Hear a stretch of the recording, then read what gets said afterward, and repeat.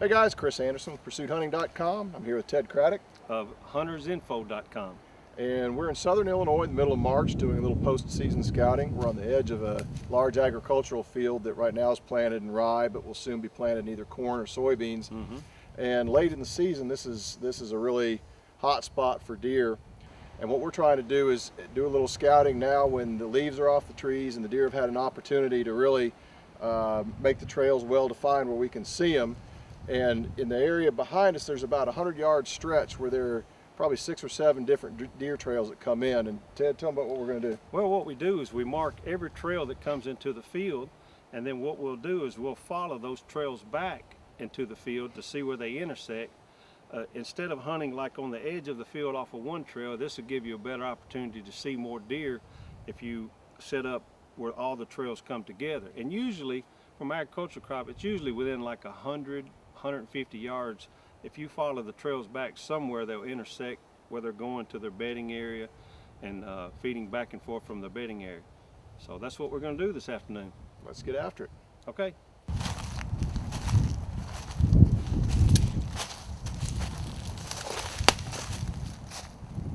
That's a good sign. Ted, how big would you think this pine thicket is that we're in here? Chris, I'm going to say probably 50 acres. It's in the middle of hardwoods and right on the edge of this agricultural field. The deer tend to travel through here a lot, don't they? Right. It's good crossing for them.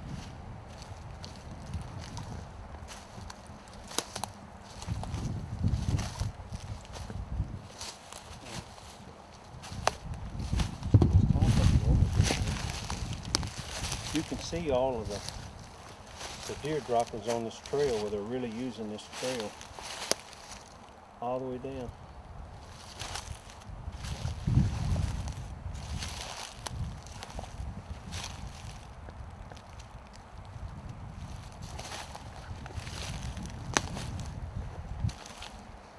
What I'm doing is I'm following this trail down to see where it intersects.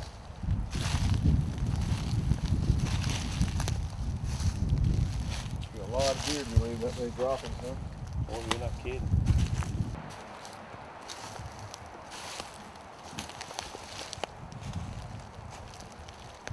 Now this right here would be the best place because this is where 3 trails are coming together.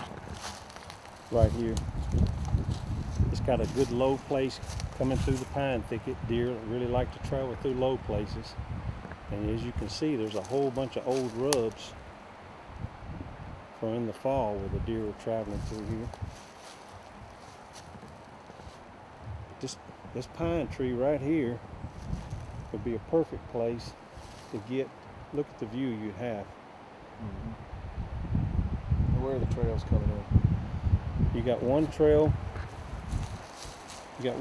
coming in right here, right where we're at. Another trail that comes in going this way.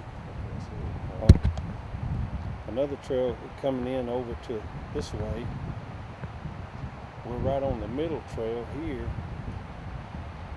But then you've got a real good trail over to your left, probably about 25 yards. So this is the tree that we picked out, and we'll talk just a second about why. The first thing we talked about was that there are several trails coming together here, which is always a good thing. More opportunities to catch a deer coming to the fields, which are over here to my left.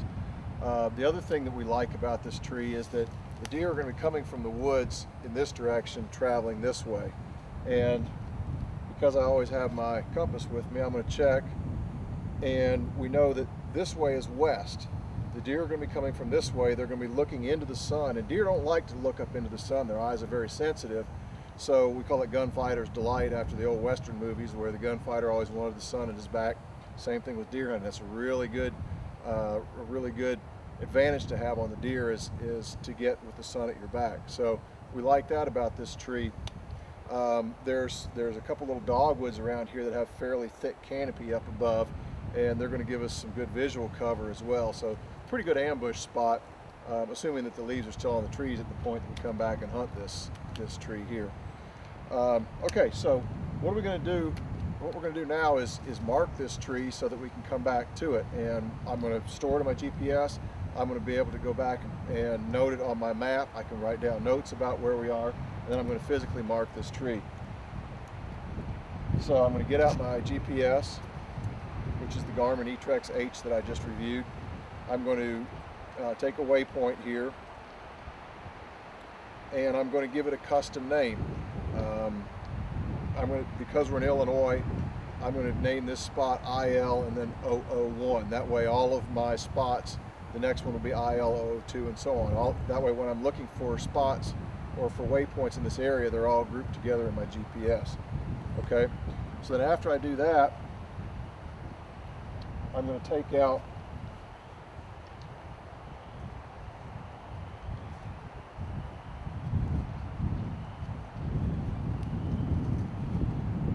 out my notebook and my pencil, and I'm going to write down IL 001, and then I'm going to write down why I stored this waypoint. Was it a feeding area? Was it a trail? Was it a rub? Was it a scrape?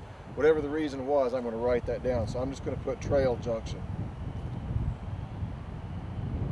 And I might even, for future reference, just make a little sketch here of the field and the way the trails are running, so I'll remember that. And then I'm going to physically mark this tree so that we can find it in both night and day. And I've just stuck back in the back of the tree the things that I use to do that to make it easy. I have here a piece of orange flagging tape, just common surveyor's tape, and 2 reflective tacks. A lot of people call them bright eyes. And I've got a system that I use for marking trees. On a tree that I'm going to climb, I mark it with a piece of orange flagging tape going straight up and down like this. Now, if this were something like an oak tree or a persimmon tree that the deer were actually feeding on, I wouldn't want to climb that tree, but I'd want to know where they were going to be feeding. I mark that with the tape going crossways like this. So it's kind of a code that I use. This being a pine tree, obviously the deer aren't going to be feeding on that. What I'm going to do is I'm going to take one of my reflective tacks, and I'm going to anchor the top of this piece of tape with it.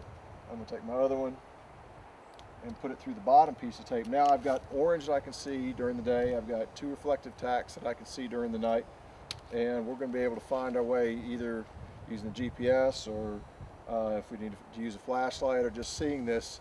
You can see this little piece of orange tape from probably 100 yards away if you've got a good clear view of it. So we've got this tree marked every way we need to, and we're going to put it on our map, and we'll remember that next year when it gets late in the season and we're trying to figure out where we want to hunt. We'll have this in our database of places to check.